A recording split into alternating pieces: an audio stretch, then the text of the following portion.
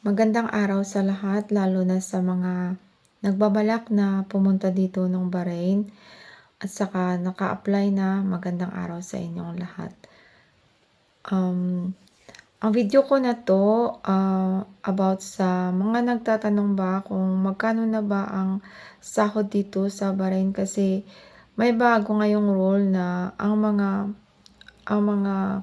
kasambahay kailangan $500 ang sahod. So, sa video na 'to sasagutin ko kung tumaas na ba nga dito ang sahod sa Bahrain. Pero bago niyan, saan nga ba ito ang Bahrain? Ito ay malapit sa Saudi Arabia, mga 1 hour lang siya. Ang mga tao dito ay mga Muslim, pero hindi sila masyadong mahigpit sa mga pananamit. Like, sa ibang bansa kailangan talaga naka-full ka na abaya tapos may nagtatakip talaga ng buhok. So far dito naman hindi naman siya masyadong istrikto na katulad doon. Kasi ito ay isang, parang open city siya.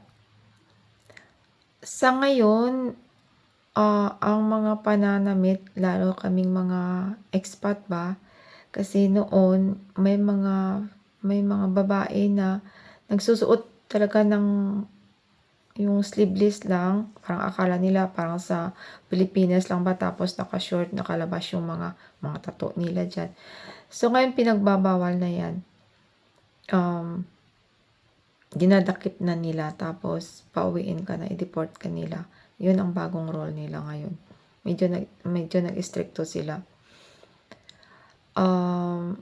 About naman sa mga amo dito kung ano yung mga Bahraini, hindi naman sila masyadong salbahe na katulad sa ibang bansa na talagang sinasaktan, minamaltrato, sobra. Dito so far wala naman akong narinig na gano'n. Sa tagal ko na dito, mga 20 years na ako dito, wala pa akong narinig na like binubugbog, wala pa akong narinig. Yun nga lang, may mga amo talaga na mahilig magsita ba, mahilig manigaw, mahilig magbulyaw-bulyaw sa'yo. May mga amo na gano'n.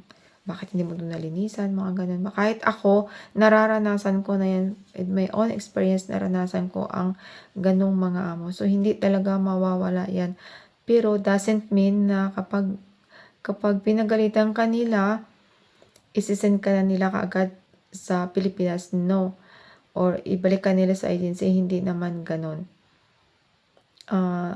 Dito kasi walang termination as long na kaya mo yung bulyaw ng amo mo, yung galit niya, dito patibayan talaga ng ng loob. So kung kaya mo yun, 'di magtatagal ka katulad namin na kahit pinapagalitan na pag lipas ng ilang minuto wala na naman 'yan. Okey na naman kayo, kaibigan naman kayo ng amo mo. Parang gano'n lang ba, araw-araw ka lang araw-araw ka nag-complain pero hindi ka susuko talaga dahil sa hirap ng buhay kailangan mo talagang tiisin ang gano'ng mga ugali. Ngayon, ano nga ba ini-expect mo pagdating mo dito? Naku, Diyos ko, ang trabaho dito hindi basta-basta. May mga amo din na let's say magtrabaho ka lang ng mga 12 hours. Okay na 10 hours, 12 hours. Pero may mga amo na magwo-work ka hanggang 16 hours to 18 hours. Depende pa rin 'yan kung in the middle bibigyan ka nila ng pahinga ng mga 2 hours, 3 hours. So masuwerte ka. At masuwerte ka rin kapag ang amo mo na puntahan dito may mga trabaho sila, lagi silang wala sa bahay. At saka yung mga bata nag-aaral na. So, kung ang magiging amo mo tatawagan ka habang nandiyan ka pa sa Pilipinas, mas maganda 'yan kasi puwede mo siyang tanungin kung nagtatrabaho ba siya at nag-aaral na mga bata. Kasi siyempre walang utos ng utos sa'yo kahit may kamera pa 'yan diyan, okey lang. Kasi walang utos ng utos sa'yo. Ah, ang ang maganda lang kapag tawagan ka talaga. So, ako kung tatawagan ako ng amo ko at malaman ko wala siyang trabaho, nandiyan lang siya sa bahay, tapos may maliit pa na baby, puwede ka pang mag-withdraw na ayaw mo niyan, hanapan ka muna ng ibang amo. Puwede kang ayaw ko niyan, puwede kang maka-refuse or i-deny mo muna yang amo na yan, kasi marami naman dito ang naghahanap ng mga katulong. Pero kung alam mo na may trabaho siya, lagi siyang wala sa bahay, so mas maganda yan kasi hindi ka utos-utusan palagi. Pangalawa, kung yung mga amo ba dito, yung mga babae ba dito sobrang selosa. Parang hindi naman sila na tulad sa ibang bansa na bawal kang tumingin sa mga lalaki nila. Dito hindi naman. Hindi naman sila masyadong mahigpit. Tapos, kung nagbibigay ba sila ng day off, may mga amo na may mga baguhan dito na may mga day off sila every Friday. So, maganda yan. Yan ang sinasabi ko na mas mabuti kung yung amo nyo tatawag mismo sa inyo sa Pilipinas, pwede nyo siyang tanungin kung magbibigay sila ng day off pagdating dyan. Kasi may mga amo na susundin nila talaga kung anong nasa kontrata. May mga kapitbahay ako dito na bago pa lang sila, binigyan na talaga sila ng day off. Yung iba, nandyan lang sa kwarto, hindi lang sila inuutusan. May mga amo din na pagdating dito, ikaw na mismo ang magsabi kung maka-day off ka ba o hindi, kung payagan ka nila o hindi. May mga amo din na mahigpit, ayaw kanilang payagan na maka-day off ba. So, paswertihan lang talaga kung yan magbibigay sa'yo ng day off o hindi. About naman sa pagkain, magbibigay din naman sila ng pagkain sa'yo. Yung iba, binibilan ka ng pagkain at saka mga personal needs mo. About naman sa telepono, hindi naman sila mahigpit kasi nire-require dyan ng labor dito na ang katulong may cellphone talaga. So, pagdating mo dito, bibigyan ka ng SIM card kasi required yan ng labor talaga na kailangan may telepono talaga ang katulong.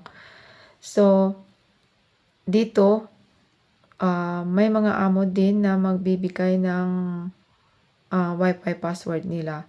So, maigi yan kasi mas maganda yan kasi pwede na tayo maka-communicate sa pamilya natin, hindi masyado ang homesick.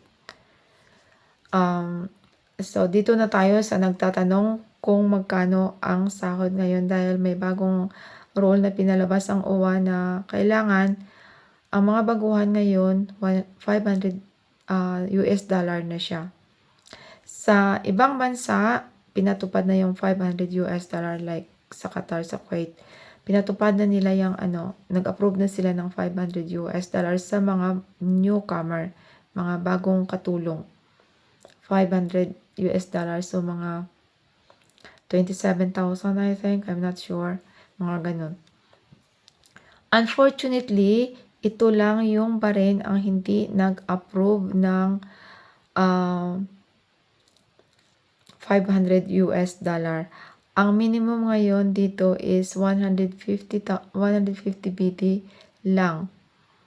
Dapat mga 180 BD sana ang sahod kung in-approve nila ang $500. Unfortunately, hindi sila nag-approve. So, ganun pa rin ang sahod, 150 BD pa rin. Mga 23,000.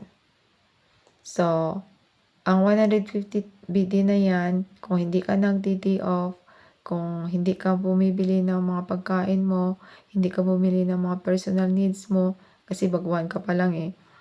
So, okay na yan, 23,000. Medyo mababa lang talaga kapag baguhan ka. Pero kapag tumagal-tagal ka, may mga amo rin na magbibigay ng interest, ng increase sa'yo. So, yun lang. Bali, ang sahod dito is 150 BD pa rin. Tapos yung day off, depende pa rin yan sa magiging amo mo kung bibigyan ka nila ng day off. At saka dito, ang Bahrain maliit lang siya na bansa pero napaka-safe siya. Safe, walang masyadong krimen dito na like nangho-hold up, nagsa-snatch. Kahit dito magsuot-suot ka ng ilang doble ng gold, kahit bukas man yan ang bag mo, walang mag-ano sa'yo, walang magsa-snatch at walang pickpocket sa'yo. Napaka-safe dito sa Bahrain. Kahit maglakad ka dito sa daan na mag-isa sa gabi, safe ka dito. So, kung yung amo magbibigay sa'yo ng day off, you're so lucky na may pahinga ka palagi. Kaya bago magpunta dito, ang sinasabi ko lang, magdasal na sana maging mabait ang magiging amo nyo. Kasi kahit maliit lang ang sahod mo, kung mabait lang yung amo mo pagdating dito, ano na yan, okay na yan. At least, safe ka, hindi kami na maltrato ng amo mo. Kasi dito, hindi naman sila masyadong mga salbahe ang mga Bahraini. Yun lang. So, ang sahod ngayon is 150 BD pa rin at hindi $500. So, kung may magtatawag sa inyo ng mga agency na ang sahod dito is 30,000, hindi yan totoo. Kasi may mga kakilala ako dito na bagong dating lang sila, ang sahod nila is 150 BD lang. Yun lang. At saka maraming salamat sa panonood at sana mag-like kayo at saka mag-subscribe naman sa akin. Maraming salamat, kabayan. Magandang araw sa lahat. Bye.